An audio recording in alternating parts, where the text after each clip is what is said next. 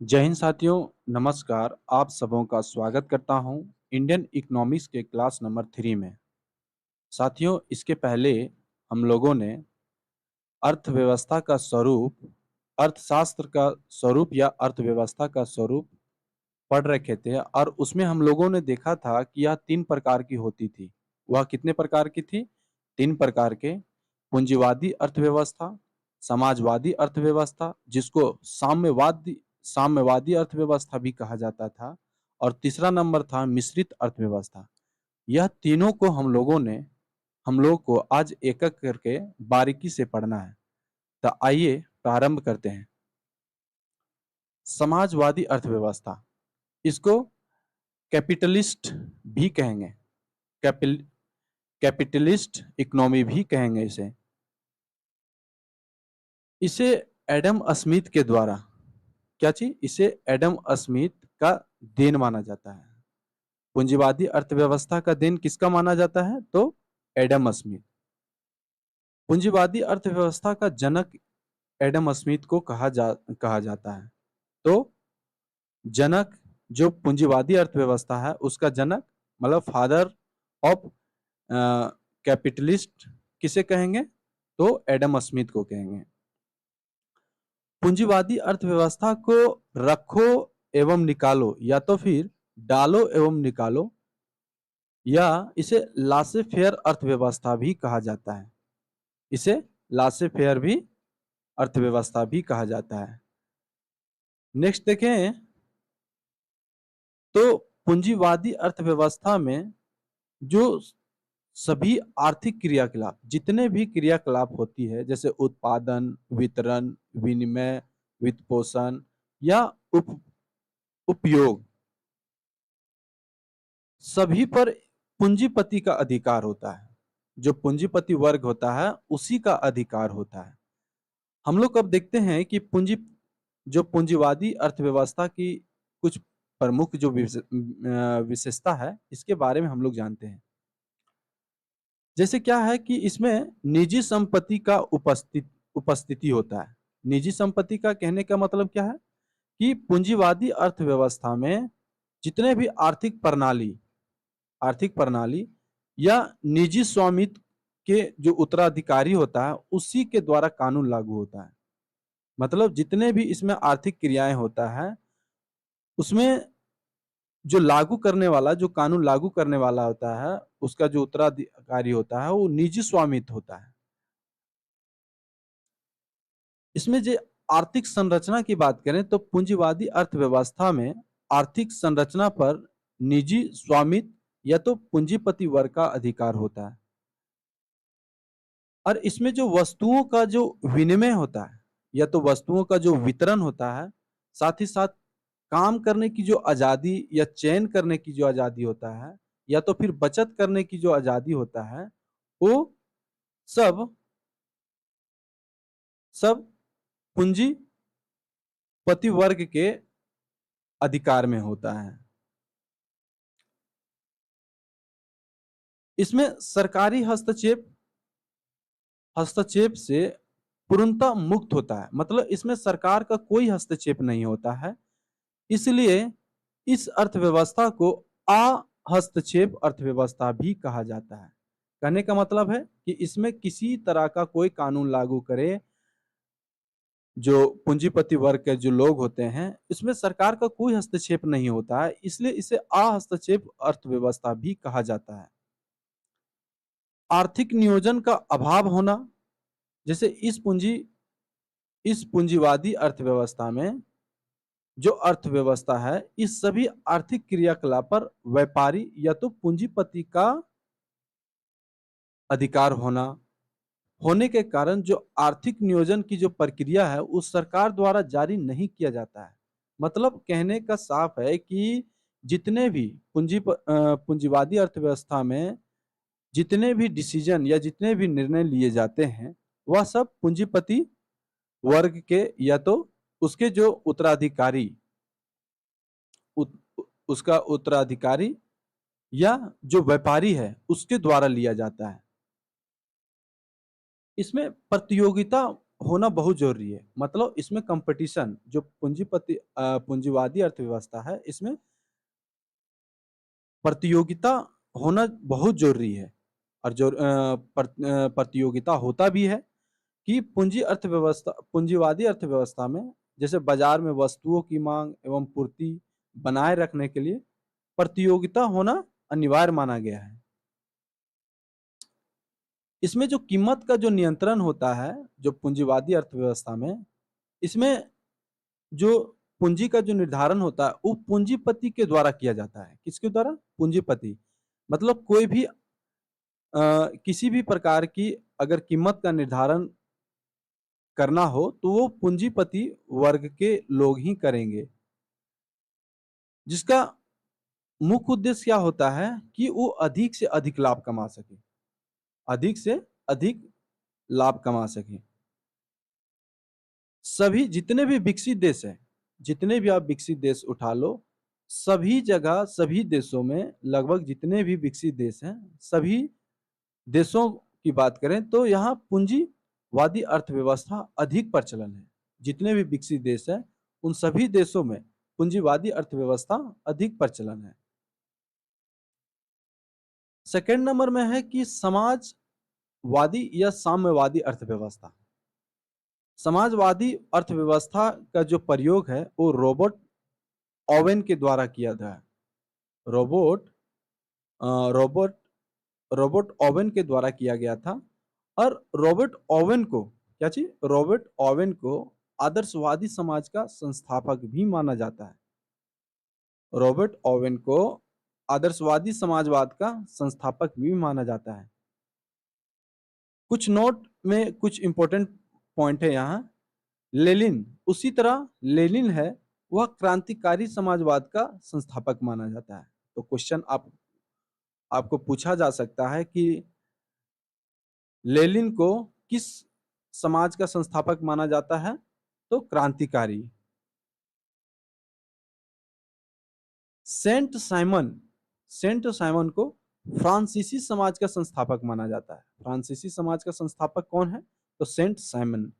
और अपना भारत, जयप्रकाश नारायण, अपना देश का जयप्रकाश नारायण, वो भारतीय समाजवाद का संस्थापक कहा जाता है। समाजवादी अर्थव्यवस्था में सभी आर्थिक क्रियाकलाप, जितने भी आर्थिक क्रियाकलाप होते हैं वो सरकार के नियंत्रण में रहता है। ये जितने भी कार्य किए जाते हैं वो सरकार के दिशा निर्देश में किया जाता है।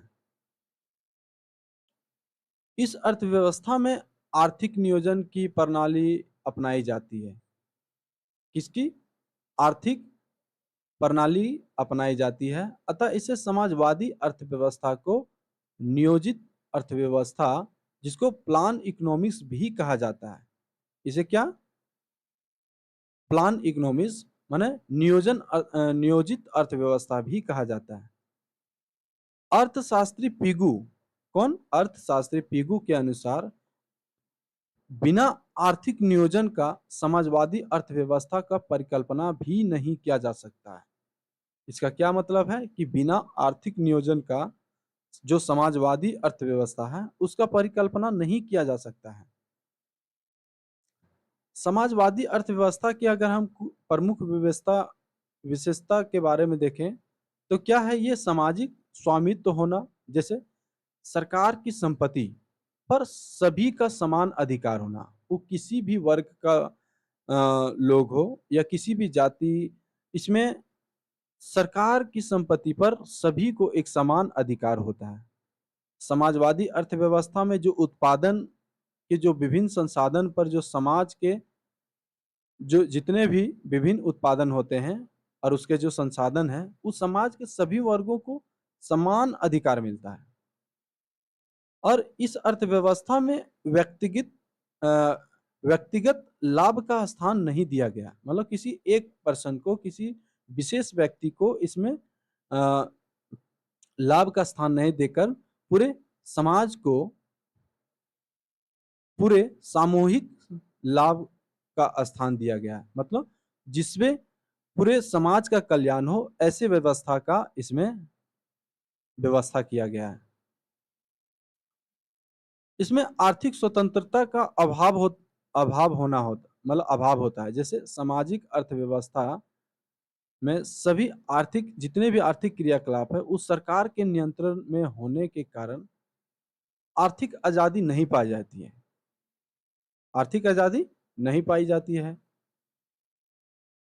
और कीमत का जो नियंत्रण या कीमत का जो निर्धारण होता है उस समाजवादी अर्थव्यवस्था में वो सरकार के द्वारा, किसके द्वारा? सरकार के द्वारा किया जाता है।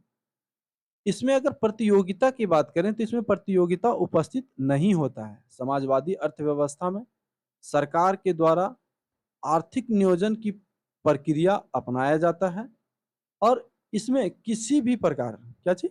इसमें किसी भी प्रकार का प्रतियोगिता नहीं पाई जाती है। तीसरा नंबर है मिश्रित अर्थव्यवस्था। तीसरा नंबर क्या है? मिश्रित अर्थव्यवस्था, जिसको मिक्स्ड इकोनॉमिक्स भी कहते हैं। ऐसी अर्थव्यवस्था जिसमें निजी एवं सार्वजनिक, मतलब कोई पूंजीपति वर्ग के लोग और सरकार दोनों साथ साथ काम करते नजर आते हैं, दोनों मिलकर काम करें तो ऐसे अर्थव्यवस्था को मिश्रित अर्थव्यवस्था कहते हैं। मिश्रित अर्थव्यवस्था का हम एक एग्जाम्पल देख लेते हैं। जैसे मान लो कि कृषि और पशुपालन, ये एक मिश्रित अर्थव्यवस्था का उदाहरण है। लेकिन गेहूं प्लस सरसों, ये मिश्रित अर्थव्यवस्था का एग्जाम्पल नहीं कहा जाएगा, ये द्विफसली कृषि का एग्जाम्पल कहा जाएगा।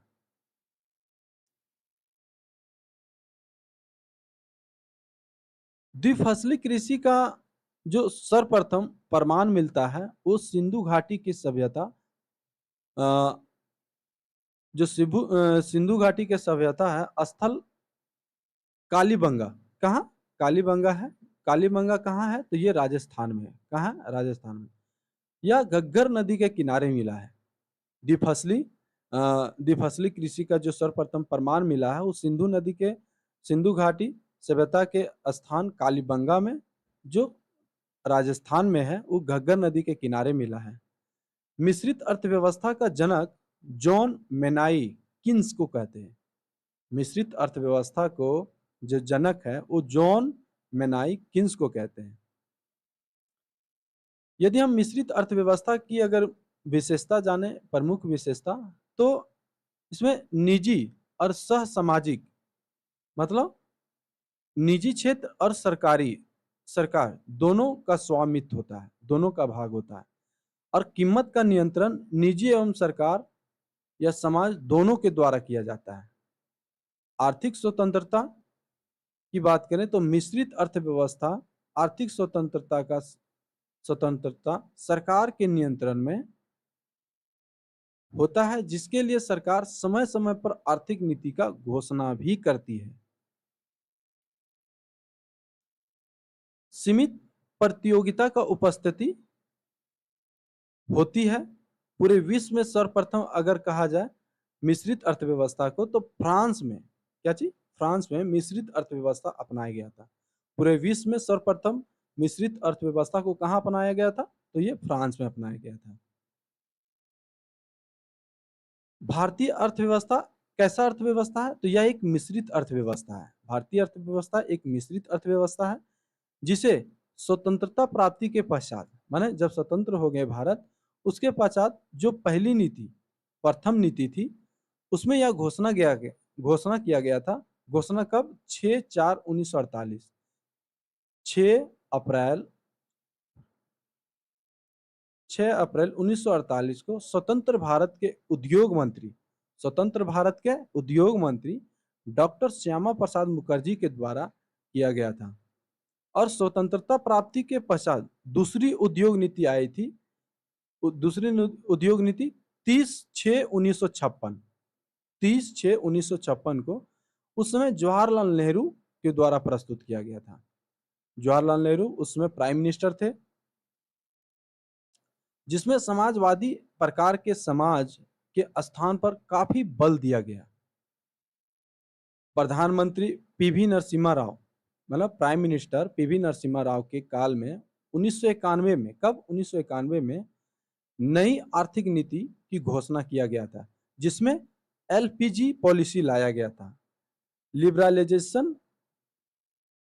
प्राइवेटाइजेशन और ग्लोबलाइजेशन, मतलब उदारीकरण, निजीकरण एवं वैश्वीकरण, ये तीनों पॉलिसी 1991 में पीवी नरसिम्हा राव के काल में लाया गया था। यह नीति को अपनाया गया था। मिश्रित अर्थव्यवस्था में उद्योग को स्वामित्व के आधार पर उसे 4 वर्गों में विभाजित किया गया। स्वामित्व मतलब अधिकार के बात करें तो उसको 4 भागों में बांटा गया। एक है सार्वजनिक क्षेत्र का उद्योग, एक है निजी क्षेत्र का उद्योग, एक है सरकारी क्षेत्र का उद्योग और चौथा नंबर है मिश्रित क्षेत्र का उद्योग। तो ये चारों जो उद्योग है, ये चारों पॉइंट्स को हम लोग नेक्स्ट क्लास में देखेंगे, एक एक करके विस्तार से पढ़ेंगे और जानेंगे कि सार्वजनिक क्षेत्र का उद्योग क्या होता है, निजी क्षेत्र का उद्योग क्या होता है, सहकारी क्षेत्र का उद्योग क्या होता है, मिश्रित क्षेत्र का उद्योग क्या होता है। ये सभी चीज को हम लोग अगले क्लास में पढ़ेंगे। तो इस क्लास में इतना ही रखते हैं, फिर मिलते हैं। जय हिंद, जय भारत।